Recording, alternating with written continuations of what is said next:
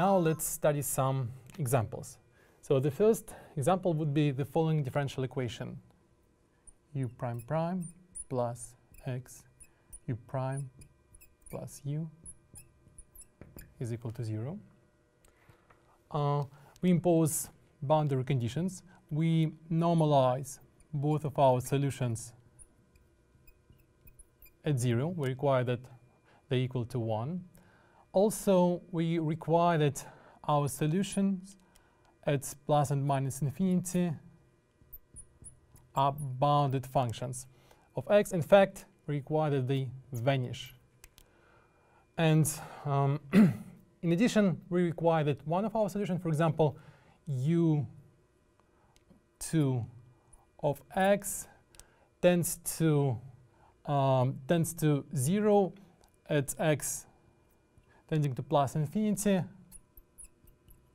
in such a way that the following limit is constant. So that means that u2 of x behaves like 1 over x when x tends to plus infinity. So let's see if we are able to single out that kind of particular solution. Right.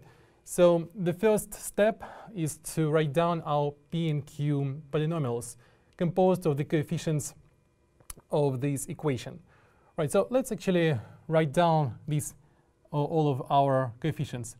a2 is equal to 1, b2 is equal to 0, a1 is equal to 0, and b1 is equal to 1, and finally a0 is equal to 1, and b0 is equal to 0. Right, so here is our p polynomial, and it's equal to t squared plus 1. Q polynomial is simply t. Now we perform the integration p over q, which is simply t dt, which gives us, so it's t squared over 2 plus log of t. And finally, we write down our functions, which fix the structure of our solution. So z function is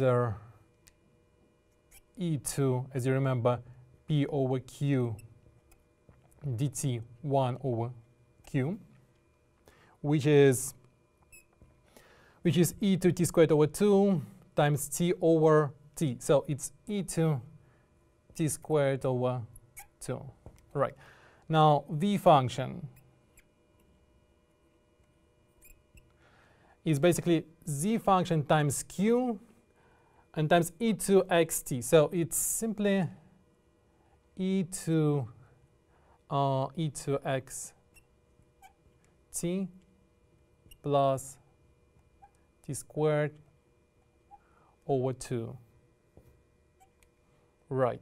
So, multiplied by t. So now we are ready to actually try to figure out what the contour of our contour integral is going to look like. So first of all, our solution itself. So u1, 2 of x is equal, as you remember, some contour integral e2 xt times z of t dt. Right. Now z of t is this function, and the contour should be chosen in such a way that the function assumes identical values at its endpoints. Right. So the most obvious choice would be probably some kind of closed contour. Obviously, if the path is closed, then v function assumes identical values at its ends, because it's a single-valued function, so it's okay. But the problem is that function z of t is analytical functions in a complex plane. In particular, it's analytical inside this contour. And as a result, the integral can be computed as the sum of the residues inside this contour, but there are no residues. The function is analytical. So the solution is going to be just trivial. It's just 0. So this is not the solution we are looking for. So in this case, it's quite obvious that we should choose a different contour. It should have open ends. And now the question is where we should position that open ends. The easiest points to find for these v functions are the points where this function, v function, vanishes. For example, we noted that if t is equal to 0, then v function is equal to 0 as well. On the other hand, we may easily find the whole regions in the complex plane where v function also vanishes. For example, just look at this exponent. It has two terms, xt and t squared over 2. If t is large, then the exponent is dominated by this quadratic term. So if we require that t squared is negative and large, then v function vanishes regardless of the value of x. X may be negative or positive, whatever. So what we require is that we seek for the distant regions in a complex plane of the argument t, such that the real part of t squared is negative. All right? So let's actually solve this elementary trigonometric equation. So t is equal to rho to e to I phi, and the real part is going to be proportional, the real part of t squared is going to be proportional to cosine of 2 phi. So cosine of 2 phi is negative. All right. So now, and the solution is 2 phi. 2 phi is stretches from pi by 2 to 3 pi by 2 plus 2 pi n. And these are our regions. Phi changes from pi by 4 plus pi n till 3 pi by 4 plus pi n. So let's plot these asymptotic regions. Well, first of all, these are asymptotic regions. They are valid only for rather large t. So t should be much greater than x, because the second term should dominate over the first one.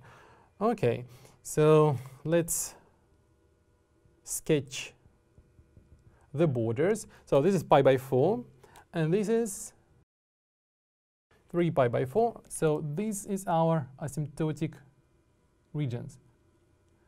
So this is precisely the area where the exponential function decays, right? So, and plus pi, so there is another symmetric region in the lower complex semiplane.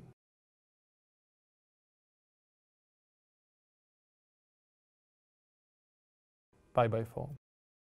So now what we should do, so for example, can we choose the contour like this, for example? So it starts at infinitely distant point and ends at the same allowed region. Well, it happens that we can't. Why? Because you can deform contour in any arbitrary way, in any way which you wish. The only condition is that you shouldn't cross the singularities of your integrand. But z of t doesn't have singularities, so what you can do is you can shrink the contour in such a way that it will be positioned entirely at infinitely distant region. But at this region, the integrand z of t, which defines our solution, vanishes because it's proportional to the same exponent. e to t squared over 2. So because of the possibility of this deformation, it will yield us trivial solution. So that kind of contour is no good. So what would be the other choice? Well, for example, we can choose the contour which starts at one allowed region and ends at the other one, like that.